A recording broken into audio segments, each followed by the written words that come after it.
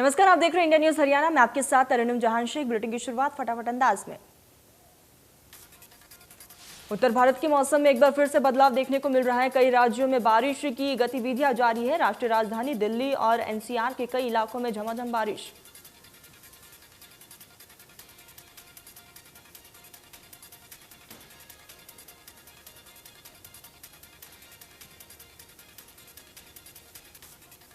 दिल्ली में देर रात घोर गरज के साथ बारिश का सिलसिला जारी। राजधानी में बारिश से सड़कों पर फिर पानी भर गया है। मौसम विभाग ने दिल्ली, नोएडा, ग्रेटर नोएडा, गुरुग्राम और आसपास के इलाकों में बारिश की संभावना जताई। मौसम विभाग ने दिल्ली एनसीआर के लिए बारिश के लिए येलो अलर्ट जारी किया। मौसम विभाग ने हरियाणा, उत्तर प्रदेश और राजस्थान के भी कई इलाकों में भारी बारिश का अलर्ट जारी किया। आईएमडी के मुताबिक करनाल, राजौंद, पानीपत, गोहाना, गन्नौर, सोनीपत, खरखोदा, जिंद, रोहतक, झज्जर और आसपास के क्षेत्रों में भी भारी बारिश की संभावना जताई।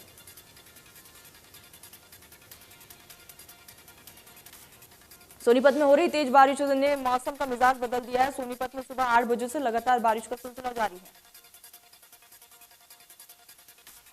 गन्नौर में 16 mm तो वही गोहाना में 18 mm की बारिश हुई है। खरगोदा में 9 mm, खानपुर में 6 mm और राई में 25 mm बारिश दर्ज की गई। लगातार हो रही बारिश से जिले में बाढ़ का खतरा लगातार बढ़ता जा रहा है। वही सब्जियों की खेती करने वाले किसानों की भी नुकसान हो सकता है। बारिश होने से धान की फसल को फायदा होगा। कृषि मंत्री जेपी दलाल भिवानी शहर के सड़कों और चौराहों का निरीक्षण किया। उन्होंने बरसात के कारण टूटी सड़कों और हाईवे के निर्माण कार्य सहित जलभराव वाले क्षेत्रों का जायजा लिया।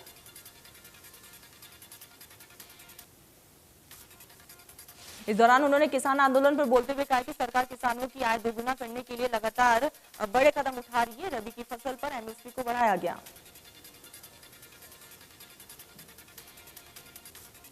सीएम मनोहर लाल ने रबी की फसलों पर एमएसपी बढ़ाने पर पीएम मोदी का आभार जताया है। सीएम ने कहा है कि रबी की फसलों पर 40 रुपए से 400 रुपए तक की बढ़ोतरी की गई।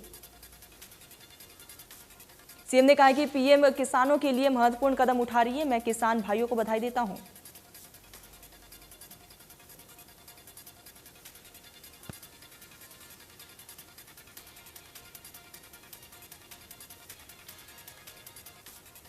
हरियाणा सरकार द्वारा गन्ने का रेट बढ़ाकर 362 रुपए किया गया। आपको बता दें कि जिसके बाद शुगर केन कंट्रोल बोर्ड के सदस्य जसविंद्र खेरा को किसान लड्डू खिलाने के लिए पहुंचे।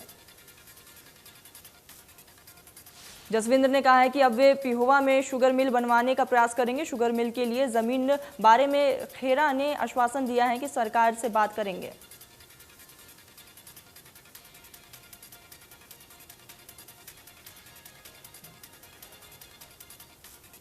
कोटली में नेशनल हाईवे 71 के पास रोडाई मोड़ पर किसान मजदूर की पंचायत, जहां पर 3 कृषि कानूनों के खिलाफ किसान मजदूरों ने पंचायत की। पंचायत में सैकड़ों की संख्या में किसान मौजूद रहे, जिसको देखते हुए पुलिस बल के साथ फायर ब्रिगेड और एम्बुलेंस भी तैनात किए गए।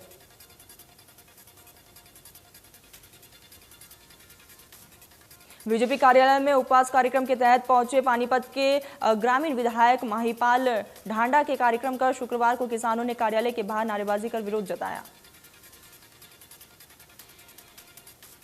देश में कोरोना की तीसरी लहर के आने की चिंता के बीच पीएम मोदी ने कोविड-19 स्थिति की समीक्षा के लिए उच्च स्तरीय बैठक की। बैठक के दौरान पीएम ने देश में कोविड-19 टीकाकरण अभियान की भी समीक्षा की। इस दौरान पीएम मोदी ने राज्यों को हर जिले में दवाओं का बफर स्टॉक रखने को कहा है। प्रधानमंत्री ने अगले कुछ महीनों के लिए वैक्सीन के उत्पादन, आपूर्ति और पाइपलाइन की भी समीक्षा की।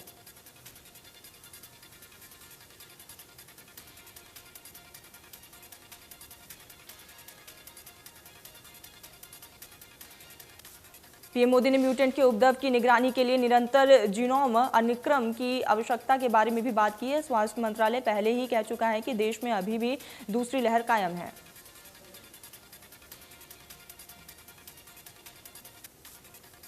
गुरुग्राम में 13 से 15 सितंबर तक कोरोना वैक्सीन का मेगा ड्राइव चलाया जाएगा। सरकार ने 3 दिन में 1,75,000 लोगों को वैक्सीन लगाने का टारगेट रखा।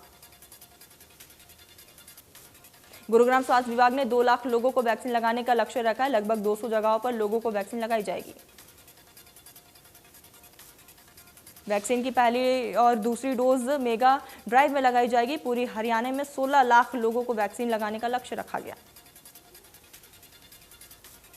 अकेले गुरुग्राम में 1,45,000 वैक्सीन का लक्ष्य रखा गया। गुरुग्राम में अब तक 26 लाख वैक्सीन लगाई जा चुकी है। वहीं गुरुग्राम में सीरो सर्वे भी पूरी तरीके से कराया जा रहा है। कुरुक्षेत्र में 26 से 28 सितंबर तक प्लस पोलियो अभियान चलेगा, जिसमें प्लस पोलियो अभियान के दौरान एक बच्चों को 2 बूंद पिलाई जाएगी।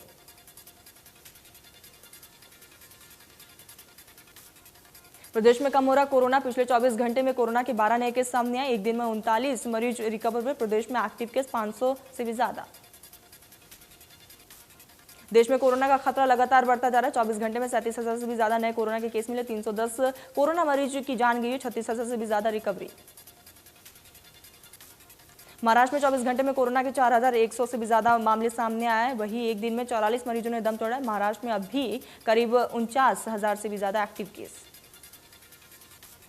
केरल में पिछले 24 घंटे में कोरोना के 25,000 से भी ज्यादा नए केस सामने आए। एक दिन में 177 मरीजों की मौत हुई है। केरल में अब भी 2 लाख से ज्यादा एक्टिव केस। दिल्ली में 24 घंटे में कोरोना के 36 नए केस सामने आए। एक दिन में 52 मरीज रिकवर हुए। दिल्ली में अब भी 400 से भी ज्यादा एक्टिव केस।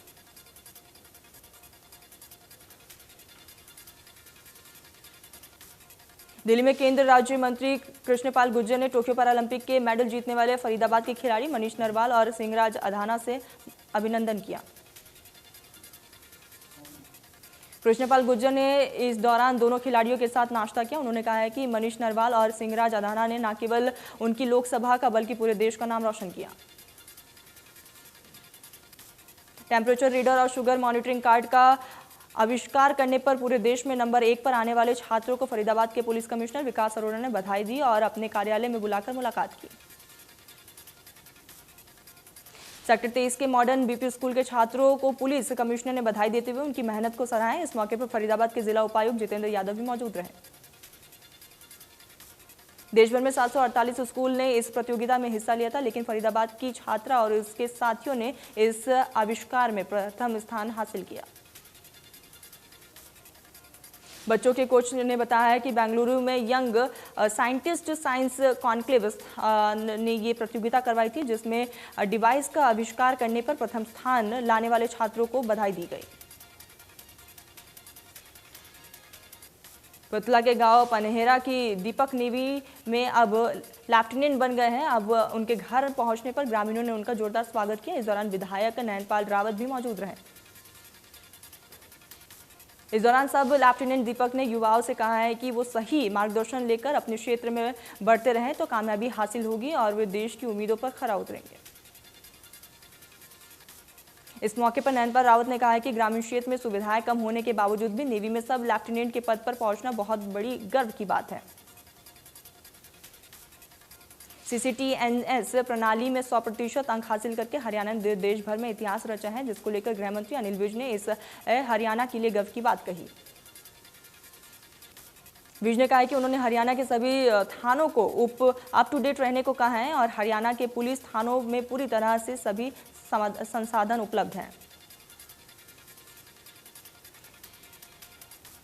पंचकुला के पिंजौर एरिया में ब्लॉक समिति पिंजौर के वाइस चेयरमैन अशोक कुमार राठौर पर कुछ अज्ञात लोगों ने हमला कर दिया। हमलावरों ने अशोक की दोनों टांगों को निशाना बनाया।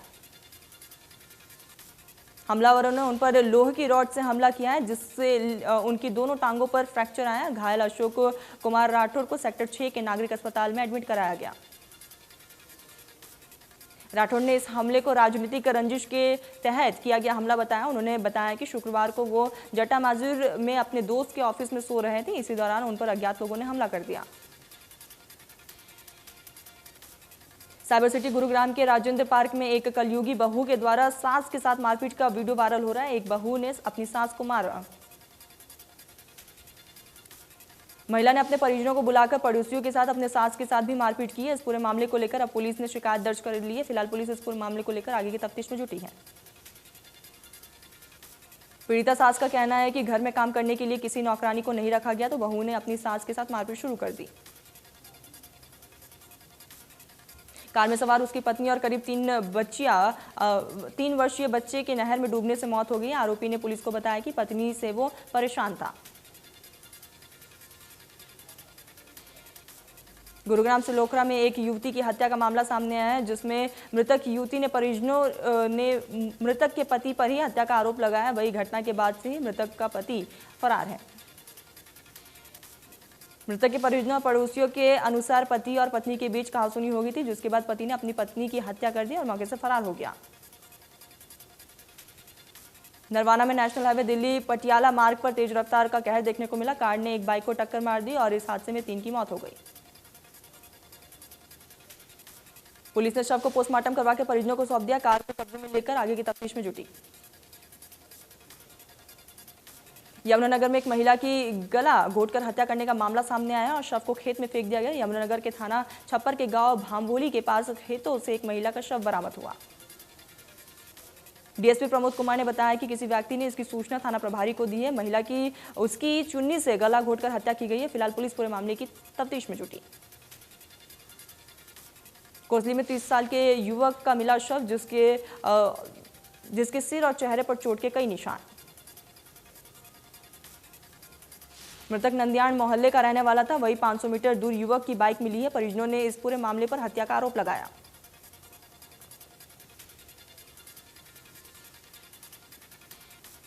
शहरी एवं स्थानीय निकाय मंत्री अनिल विज ने गुरुग्राम नगर निगम के दौरे के बाद अब नगर निगम कमिश्नर ने आउटसोर्स पर लगे कर्मचारियों की सूची मांगी है। नगर निगम ने कमिश्नर मुकेश आहूजा की माने तो नगर निगम में किस विभाग में कितने कर्मचारी की जरूरत है और कितने कार्यरत हैं, इसकी कोई पॉलिसी फिलहाल नहीं है, जिसको लेकर पॉलिसी बनाई जा रही है।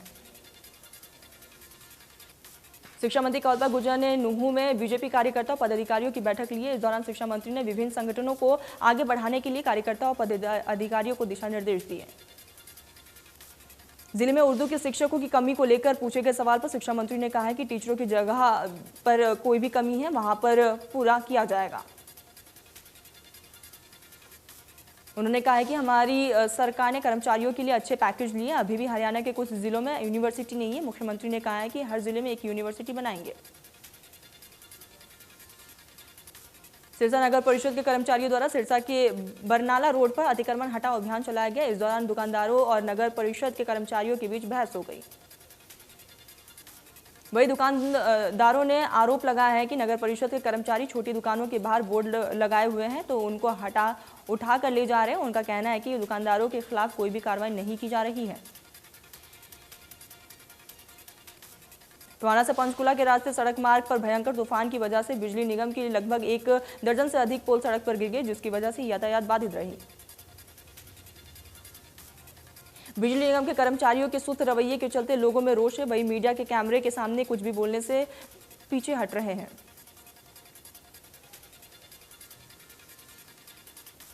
पलवल नगर परिषद में सफाई ठेकेदारों की लापरवाही के चलते शहर में जगह जगह कूड़े का ढेर पड़ा हुआ है। अल्हापुर गांव के पास राष्ट्रीय राजमार्ग पर लंबे समय से कूड़ा डाला जा रहा है। इससे पहले गांव फिरोजपुर स्थित कूड़ा निस्तारण केंद्र में शहर का कूड़ा डाला जा रहा था। गांव के लोगों ने ज्यादा बदबू आने की वजह से कूड़े को वहां डालने से कर्मचारियों को रोक दिया। नगर परिषद की ओर से राष्ट्रीय राजमार्ग की ओर डंपिंग ग्राउंड बना दिया गया है। अब NHAI भी हाईवे पर कूड़े डालने का विरोध कर रही है।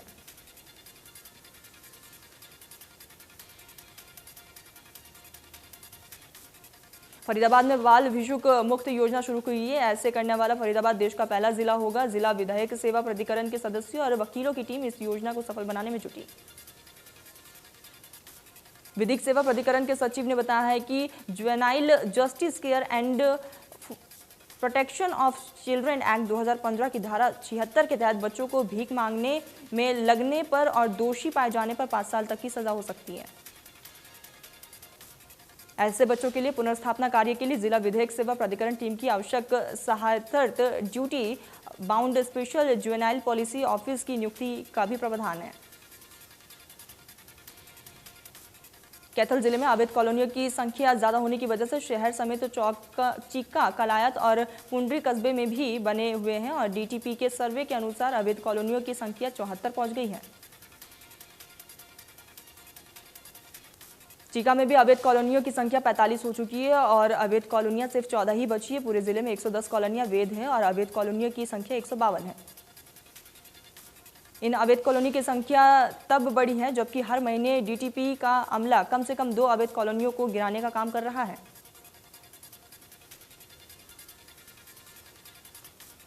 धारूहेड़ा में होने वाले नगर पालिका के उपचुनाव पर पंजाब हरियाणा हाईकोर्ट ने स्टे लगा दिया। 13 सितंबर को होगी अगली सुनवाई।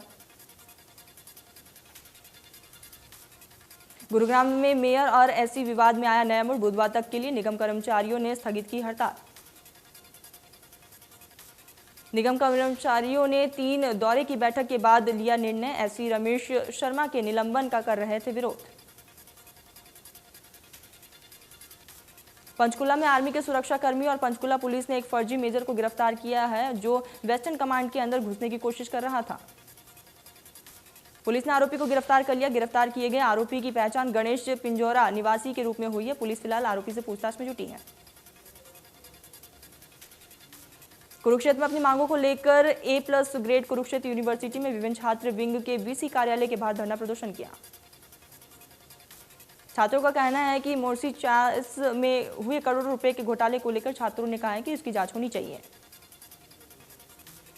छात्रों का कहना है कि ऑनलाइन पोर्टल में रही खामियों से कई छात्र परीक्षा देने से वंचित हैं और वैसे में वंचित छात्रों को एक बार फिर से मौका मिलना चाहिए।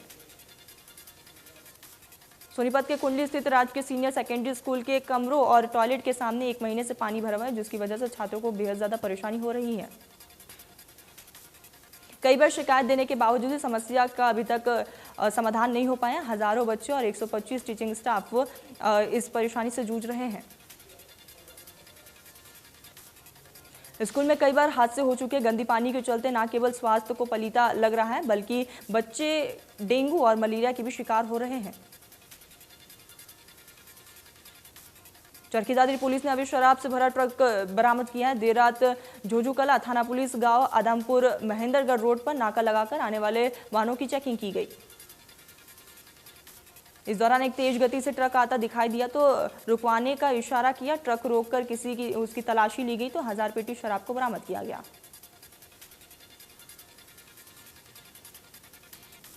केतल के देवीगढ़ चौक पे देशी शराब का ठेका बंद करवाने की मांग को लेकर महिलाओं ने विरोध प्रदर्शन किया। महिलाओं ने पुलिस प्रशासन पर जगह जगह पर ठेके खोलने का भी आरोप लगाया। महिलाओं ने कहा कि ठेके पर शराब पीकर शराबी यहां पर गाली गलौज करते, जिससे महिला को बेहद ज्यादा परेशानी होती है। गुरुग्राम के कुछ इलाकों में बिजली विभाग के कर्मचारियों ने धरना प्रदर्शन करते दिखाई दिए। बिजली विभाग के कर्मचारियों को मूलभूत सुविधाएं नहीं मिल रही, जिसकी वजह से वो प्रदर्शन कर रहे हैं। टॉयलेट की हालत बद से बदतर हुई पड़ी है, जिसको लेकर बिजली विभाग के कर्मचारी ऑफिस में भी धरना प्रदर्शन करते दिखाई दिया। आम जनता को बिजली विभाग में काम न होने की वजह से भी वो परेशान है।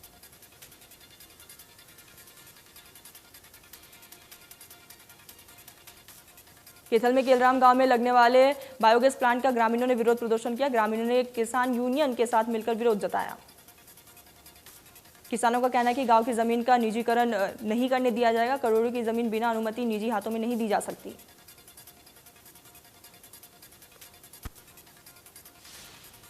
गुरुग्राम के भोंडसी का बेटा तरुण भरद्वाज सियाचिन में शहीद हो गया। 21 साल की उम्र में तरुण ने अपने प्राण भारत माता की रक्षा के लिए न्यौछावर कर दिए। तरुण के पिता भी आर्मी से रिटायर्ड है और तरुण समाजसेवी सुनील भरद्वाज के भतीजे हैं। भोंसर वीर बहादुर का गांव है। तरुण भरद्वाज की शहादत से गांव में गम का माहौल है और आसपास के गांव में भी लोग दुखी हैं। कांग्रेस के पूर्व अध्यक्ष राहुल गांधी ने जम्मू में पार्टी कार्यकर्ताओं को संबोधित करते हुए खुद को कश्मीरी पंडित बताया। राहुल ने कहा है कि मैं कश्मीरी पंडित हूं, मेरा परिवार कश्मीरी पंडित है।